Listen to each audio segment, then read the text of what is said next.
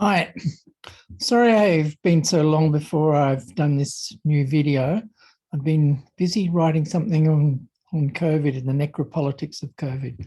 Anyway, what I want to talk about today is the transition to the gift economy. So I've talked about the gift economy before, and I've discussed the kind of preconditions, psychological preconditions, and the necessity of a feminist cultural shift to make a gift economy possible. But here I want to talk about the actual process of transition.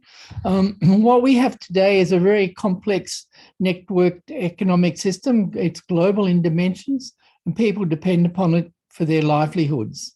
And in that context, predictability, knowing that you're going to get a particular good or service and it's going to be available to you, depends upon the way market forces work out. So it's based on money, and do you have enough money to pay for it, and have you paid that account, and things like that. So in a sense, we're at the moment we're very dependent for our very livelihoods on the structure of the market economy. So since the gift economy doesn't rely on money, doesn't have money at all, and works on agreements or compacts between producing collectives, voluntary collectives of producers, then and consumers, then to move to that, we have to move to that with the least possible disruption. We don't want people starving in the streets because they can't get access to the usual food that they take for granted, that's at the present time supplied through market transactions.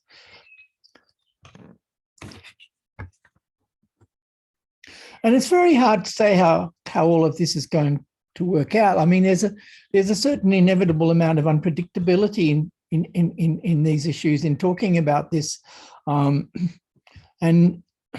like a certain amount of disruption could well be unavoidable in the transition to the gift economy. And clearly, we're at a situation now where the continuation of business as usual is so disruptive and will become more and more disruptive that people are going to be prepared to take risks up to a point. So what I'm going to try and do today in this talk is to talk about what might be a plausible kind of transition, and in doing that, I've decided that really, because of this unpredictability, it's really necessary to talk about possible pathways. Like rather than just sort of going, oh well, this is how it's going to be. But maybe to talk more about, like a variety of pathways are divided into two broad types. And as a final comment in this kind of introductory rave, I want to say this. I mean, a lot of people go, oh, how could we possibly move to a gift economy? And how could we get the power to overthrow the capitalist class? And this seems like a massive big ask, if you like. And it's like, my comment on that is that the world has seen lots of revolutions. I mean, even, the last 100 years has seen lots of revolutions in different countries of the world. And in a sense, the problem is not with having a revolution and gaining power and kind of being able to take over in a society and through a revolutionary process. That's never the problem, really. The problem is, having done that, are you able to actually nail down an end-to-class society and create an egalitarian, harmonious, sustainable social order? And of course, the prognosis is not looking particularly good as far as that's concerned. I mean, the Venezuelan example comes to mind. They got the political force to make a revolution happen and could pull all this necessary strings to, make people do things, but it's still kind of withered away and kind of became corrupt and, went pear-shaped and so on in so many different ways.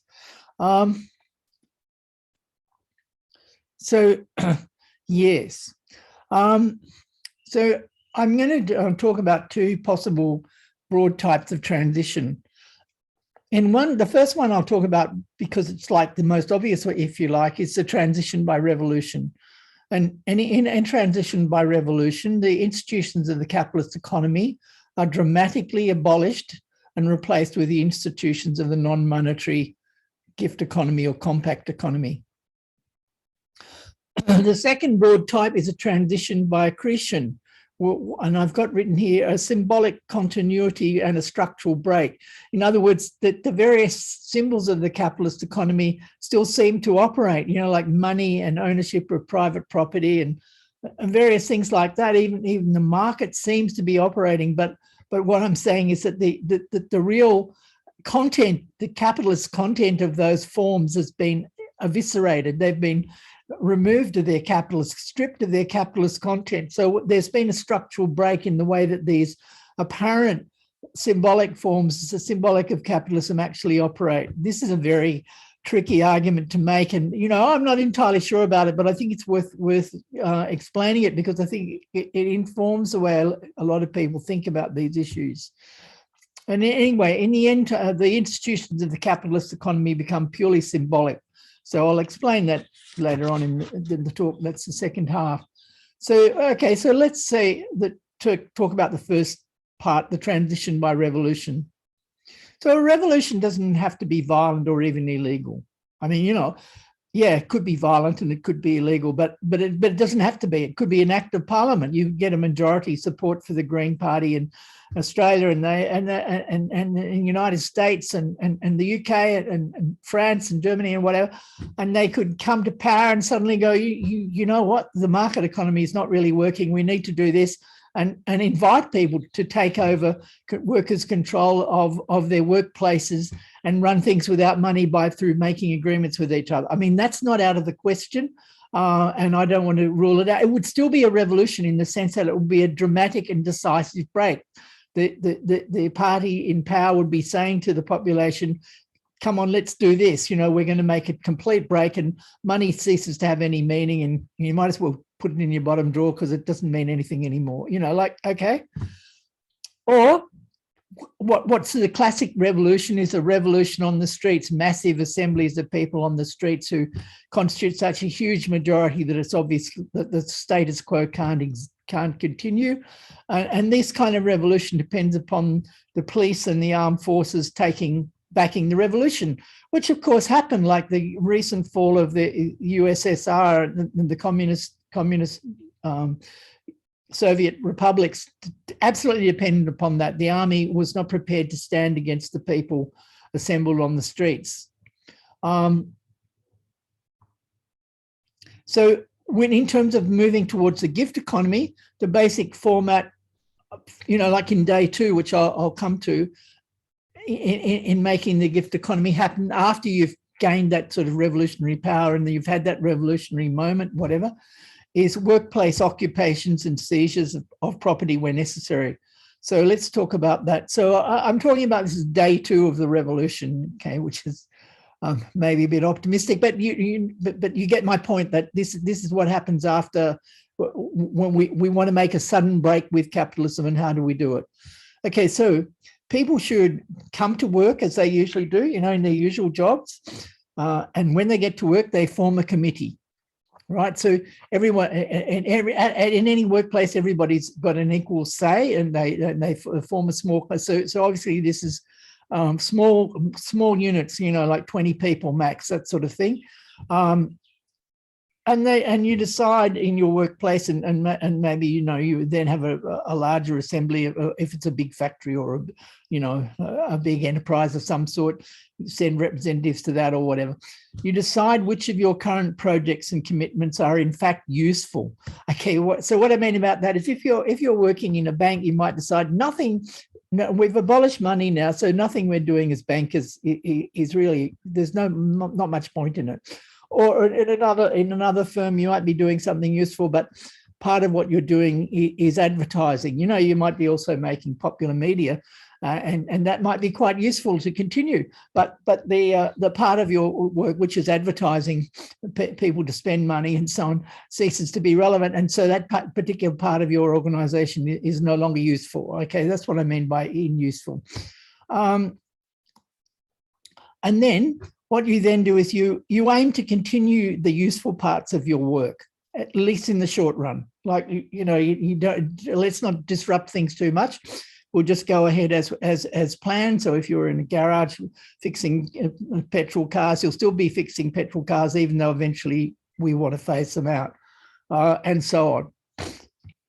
And you negotiate.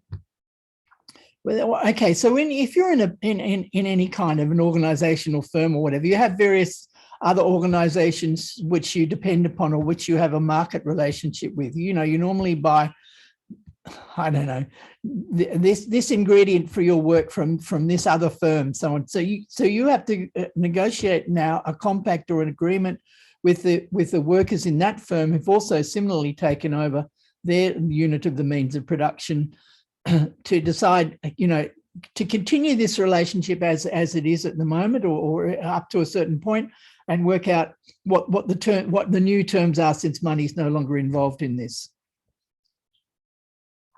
So I've got negotiate with the affected parties to make a compact is the summary of that idea. And then another thing you'll be doing is training replacements when people in your organization want to leave their job. So, you know, like a lot of people are doing the work that they're doing because that's the best work they can get in the context of a capitalist economy. And really, you know, ideally they'd rather be doing something else, say something more useful or more interesting for them or whatever. And they want to leave that work. So one of the things that they've got to commit to as they go to work on, you know, on day two is to train somebody to replace them if their position really is necessary and they really do want to move into something else. And if your job is not useful, like the example working in a bank or whatever, you decide personally, you know, this can be a totally personal choice where you want to volunteer, and in making an informed decision about that, you'll be listening to various media organisations which are similarly being run by, you know, so this might be day 10 or whatever, seemingly media organisations that are being run by their collectives, and informing people of where there are gaps in the economy which need to be filled and where people could move to volunteer their work. You know, you might decide that bush regeneration or fireproofing of houses is your ideal thing to be doing, and you look it up and you say, oh yeah, well, come here on Monday or whatever, and do that.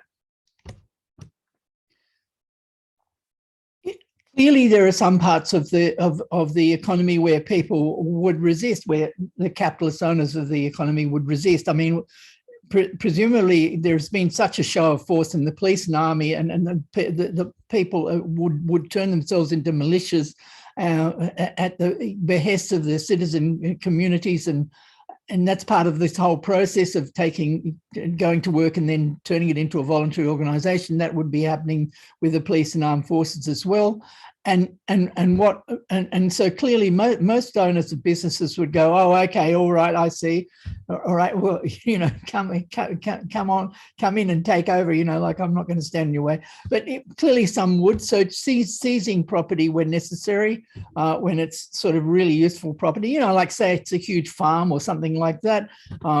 You might want to occupy it and turn it into from grazing cattle into an agricultural village to support some people who want, you know, who think it's more sustainable to live closer to where they're growing their food and something like that. Well, you might have to make a seizure of property in that sense, and so that would be an option. And in the long term as well, seek advice from scientific organisations, also now constituted as NGOs and voluntary organisations, to transition your production to sustainable technology. So, you know, like if you're at the moment in the business of fixing cars and petrol cars and so on, how to transition your business into more sustainable forms of transport, say bicycles, bicycle paths, buses, you know, whatever. Now, my feeling about this is that one of the reasons, like you know, as I said at the beginning of this talk, the problem is not to have the revolution, but what to do afterwards. And I suspect that in quite a few cases, what's gone wrong is that people have not been prepared to make a change to a moneyless economy, to a non-market economy. They've maintained various kinds of market relationships after the point of revolution, and they've kind of allowed the capitalist market economy to kind of drift back into the spaces where they're not in immediate political control. And I think of the Spanish Civil War, the Spanish Revolution of the 1930s in this light. I mean, on the one hand, there were quite a few non-monetary experiments in that situation, but at the same time, there was still the market and money still and private property still operated in various ways. I really think that at the point where you've had a revolution and you've been successful in gaining that kind of political power, and I don't mean necessarily power of the state, but that you certainly got the political power to dominate coercion in the society. When you've got that kind of power, you need to move straight away to set up the gift economy and to abandon the use of money. That's just my view. Maybe I'm wrong, but I feel like it's a mistake to go, oh, let's start off with a transitional program and we'll have money and we'll pay people and it'll be just like, like an advanced welfare state and we'll work like that. I mean, I think when you look at somewhere like Venezuela and so on, you can see why that sort of program just actually doesn't work and it's completely disastrous in the long run.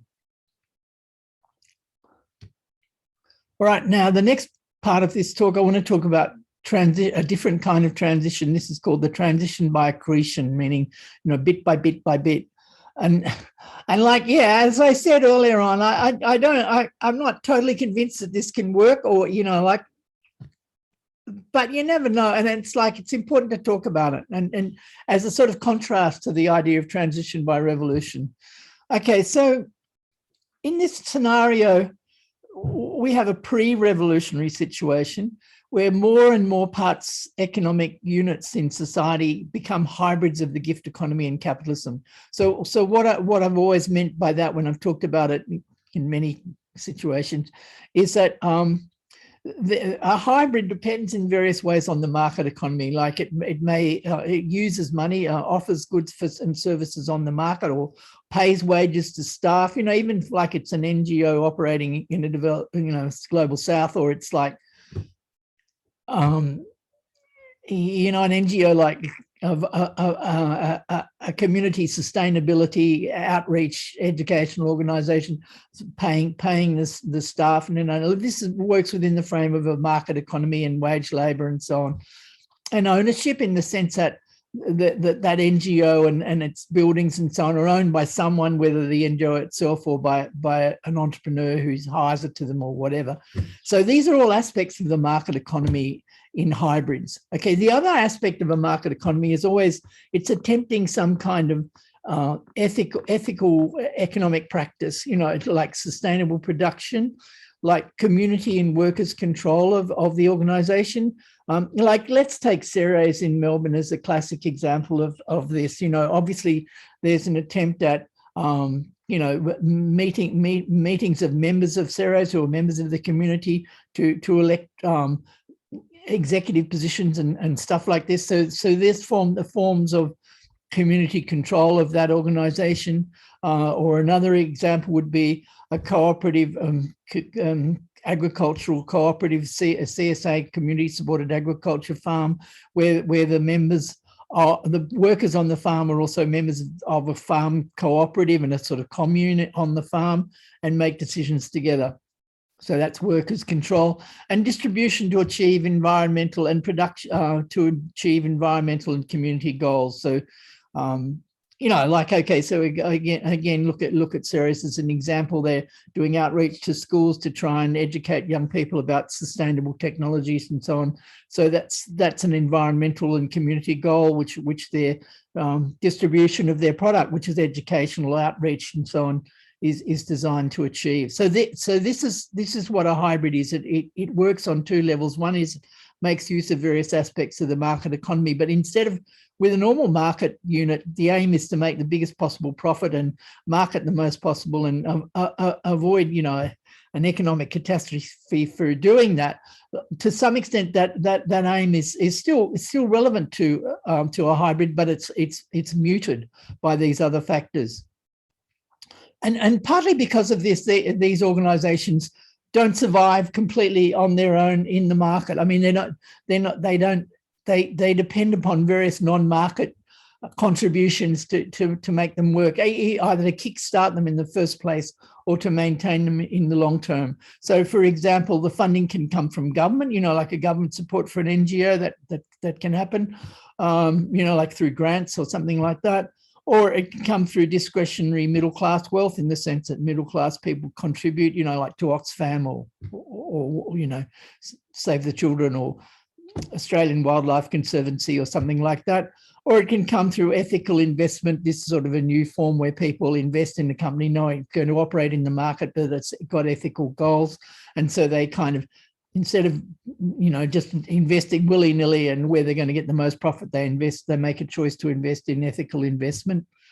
And it's also through another kind of funding they obviously get. It can be through selling ethical products. So, Ceres has a nursery where they sell plants and things like that. So at the same time as they're doing educational outreach, they're also selling products of various kinds, ethical products.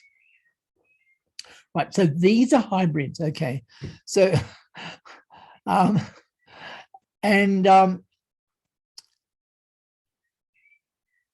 there's also various kinds of government intervention in the economy to support hybrids and to support a transition by accretion. So that's sort of things like government intervention in the economy, regulation of environmental damage, public ownership of things for the public good, workers' consultation and cooperatives being supported by governments, increases in social welfare to look after people that the market economy is not dealing with very well, funding for NGO community work and so on. These are all aspects of governments in many countries of the capitalist world today that kind of point in the direction of an alternative economy, or they can be seen in that light anyway. And so the transition by accretion occurs when these initiatives start to take over more and more of the economic space. This is like very much the Gibson-Grain, if you're aware of that kind of transitional strategy, if you like. So the impact of these measures is to undermine the coercive power of the market economy and the relevance of private property. For example, if you're in a cooperative which are distributing products according to need rather than ability to pay top dollar. So in any sense, in any case where this happens, you're undermining the sort of the logic, the discourse of money. The discourse of money is buying cheap and selling dear. You're undermining that discourse. If this kind of behavior becomes widespread, then money ceases to have much of a real meaning. And I often give the example of, the steelworks that's making steel, and normally, they sell it a unit of steel for $2,000 to the highest bidder, but they decide to give it to an African village for $800. But they're not worried, because the people, what they want to do is buy amps for electric guitars, and the amps are being supplied by another company which also likes heavy metal music, and they're prepared to give the amps to them for $800 instead of the $2,000 the amps would normally cost. Okay, now I hope you got your head around that. So what does it mean? It means that that the market and money are not as important as the negotiated compacts or agreements between these different firms. If you want to predict the way things are going to be produced and distributed, you need to look at these agreements. And in some sense, money is irrelevant. Now, the kind of strategy of transition through accretion is that this happens more and more to the point where money becomes largely symbolic. It's like handed over as a sort of sign of the end of the deal. The deal has now been struck, but it's like the real deal is going on in the negotiating rooms, like working out the compact.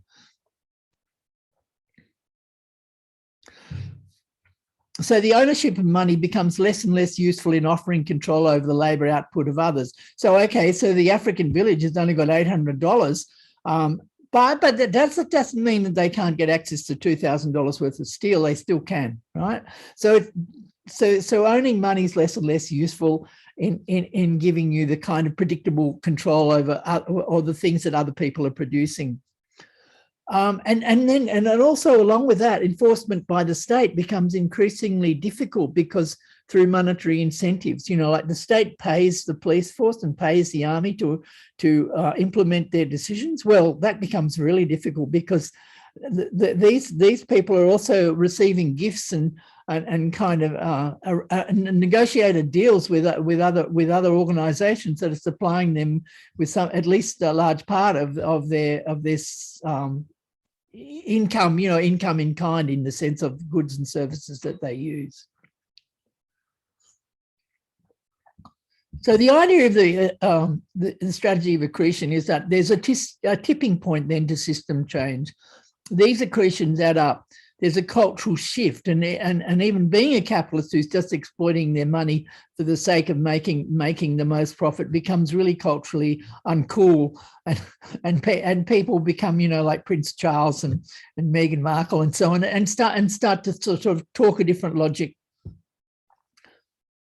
A combination of these measures that I'm talking about with extra legal seizures. So capitalists who are being shitheads, they suddenly find that their property is no longer worth any money, and or it's being appropriated by gangs or whatever.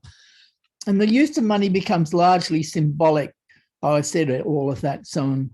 And the ownership of property also becomes symbolic in the sense that the people who kind of, it quotes, legally own the property are like the figureheads of the community at large. Basically, the community controls the use of all property, whether that's the workers in a particular firm or the community, local community more broadly, whatever. And the people who are legally the owners become like symbolic owners. It's like the chiefs in horticultural societies, who seem to have all the power, but actually, well, their power is to negotiate and make sure that everybody's happy, and come to a solution that everybody thinks can work. And it's like that. And so the same thing would happen with Parliament. Like the state also goes through this process of symbolic transition. It becomes like a talking shop. It can't actually enforce anything because economic decisions are being made elsewhere. But nevertheless, it still exists as a talking shop. Now, I'll just make sure that I've got everything that I wanted to say, because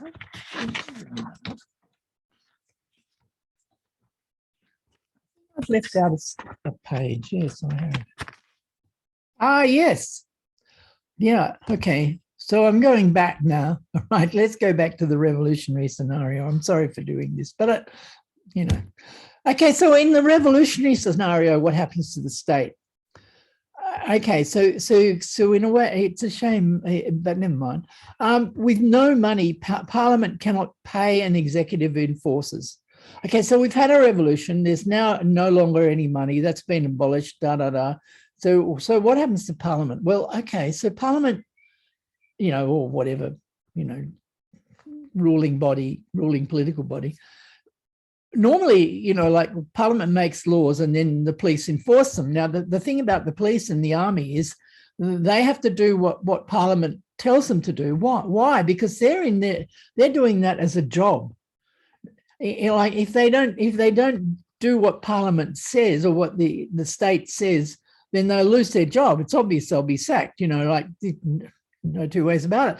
So, but the minute you've got no money and people are being supplied by gifts made by economic units that are completely independent, where the workers are deciding where the stuff's being distributed to, then Parliament can't operate in that way. It doesn't have that kind of coercive power that Weber talks about as a key to the operation of the state. So, and what you have in terms of armed force, I'm not saying armed force vanishes or anything, but you have militias, like community-controlled militias, like a voluntary body, like think of it as like a karate club, maxed up a bit, and it's like this is how any coercive force that's necessary in society is run. It can't be run by a central organisation paying people to become its paid enforcers. That's no longer possible.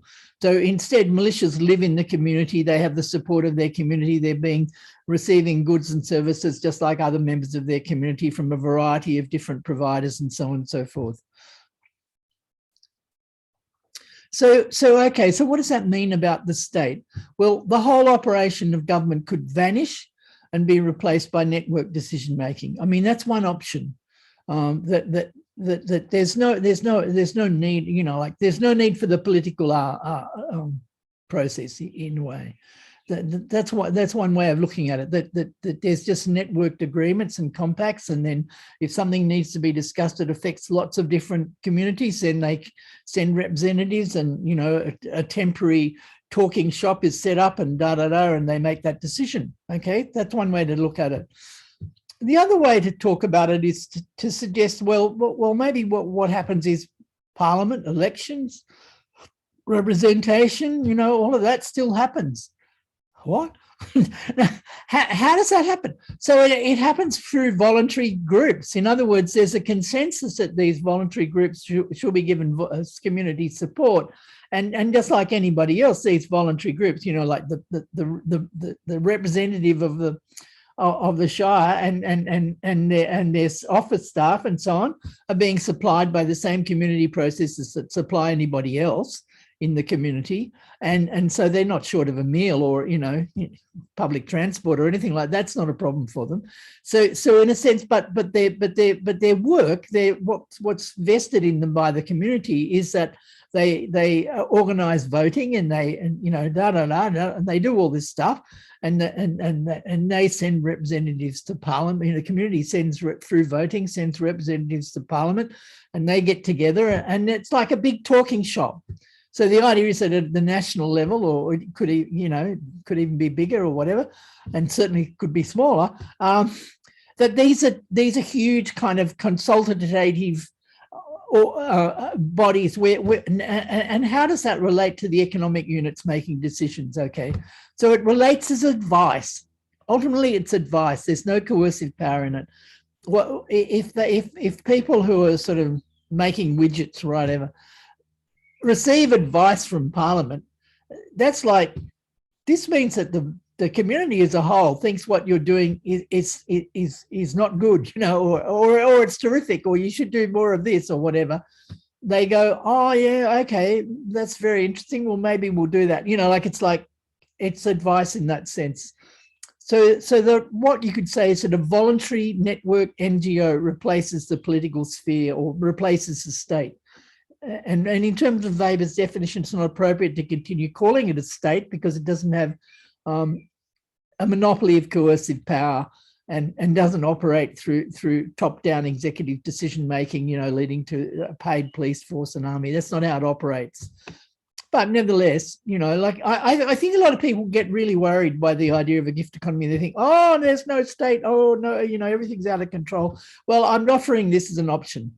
You know, I say, okay, all right, then, you know, have it your own way. And like, it's like you might find this idea attractive, and I don't think it's totally out of the question by any means. All right, are there any preconditions for the revolution to take place? Well, I've talked about the hybrids and NGOs, which I think are obviously a precondition for the strategy of transition by accretion, but they're also a precondition for a revolution. A revolution depends upon a background of these organisations starting to experiment in ways of operating that don't fit in within the capitalist marketplace. You know, I think welfare state policies pursued by various governments can provide the conditions in which it's possible for people to operate these prefigurative experiments successfully. You know, like support for organic agriculture, for example, and subsidies in the EU, like is a good example of that. Now, it may require, well, I mean, you know, like we're going to move to a gift economy. It perhaps requires an anarchist consensus. You know, like I don't know. You know, my own kind of post-structuralist bias and the interviews that I've done suggest that people can tip their political position quite quickly and have a range of different political options in their head rather than having any fixed view of things. And so in that sense, I think you'd be making a mistake to think that you couldn't have a gift economy because at the moment everyone's voting for the Labor Party and the Liberal Party. It's like, no, actually, you know what, if the conditions were right and if it suddenly tipped in that direction and people were totally pissed off with politics as per usual and wanted something different, and we had a revolution, and they might very readily be persuaded that, you know, really the problem is money and we need to get rid of it. and that could happen quite quickly.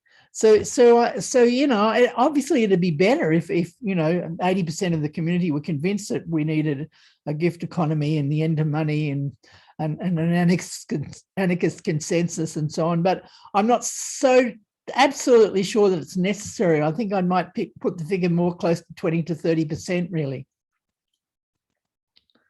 And I'd have the same thought about an anarchist organization. I mean, I've got a friend at the moment who's proposing to work on creating an anarchist organization that's going to create the revolution. And it's like, you know, by joining together all these different disparate NGOs and special interest identity group politics, and you know, and I kind of go, yeah, that'd be great, you know, like, so in other words, you'd have people who were convinced of this would be a part of this anarchist or proto-anarchist organization, as well as being part of, you know, Black Lives Matter or, you know, the Me Too movement or something like that. So they'd split their, you know, their membership would be dual in that sense. And so when we were about to create the revolution, there'd be people in every cells in all of the different community organizations and NGOs that would know what was involved in this and what it would basically look like. You know, it'd have some idea, so that as the things got to the point where a revolution was possible, they could go, you know, and they could come to, when they came, you know, whenever people occupied their workplaces, they at least one person in every workplace would be going, well, we could do it like this, you know, and this is the way, you know, most people want to do it or whatever. And, you know, like, and also it could be like such an organization could start planning some of the things after the revolution, you know, in day two, that, like, for example, how to prevent hoarding, you know, like, in other words, you know, like the supermarkets cease to operate as supermarkets and you don't pay money anymore. So how do you prevent a whole mob of citizens arriving on day two and just stripping the shelves bare because of hoarding? You know, like, maybe some planning beforehand would really help with that, with setting up a sufficiently strong body of enforcers who would arrive on day two and actually take over the supermarket and make sure the distribution was fair and was operating fairly and sensibly in the long term, and reassure people that there would not be shortages, and that we'd already worked with the other organizations that were supplying the things that the supermarket provided.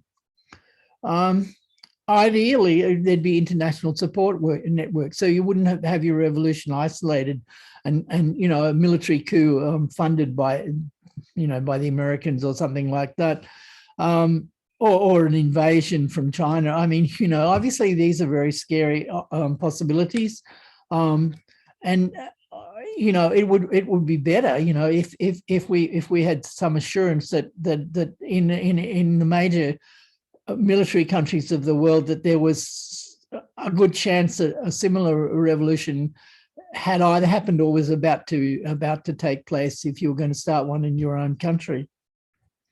And at the very least, you'd need an armed force suitable to repel invasions, like, you know, or make it difficult for people to actually invade you. And again, I don't see that as impossible. I mean, as I said, I think in a revolutionary situation, what that normally signifies is that the police and the armed forces have gone over to the side of the revolution. So that the sort of weaponry and armaments that we now use could be used to repel an invasion. I mean, that's a very nasty situation to get into, and one would hope that, you know, there'd be international support for non-intervention at any rate, and certainly that there'd be the possibility of other countries also going on the same revolutionary path. Okay, well, I will finish with all of that now. And thank you. And the next time I will be talking about hybrids of the gift economy and capitalism, to sort of flesh out some of the ideas of that I talked about today, and explain how they work and give examples of hybrids and talk about the problems they have operating in the market economy and so on.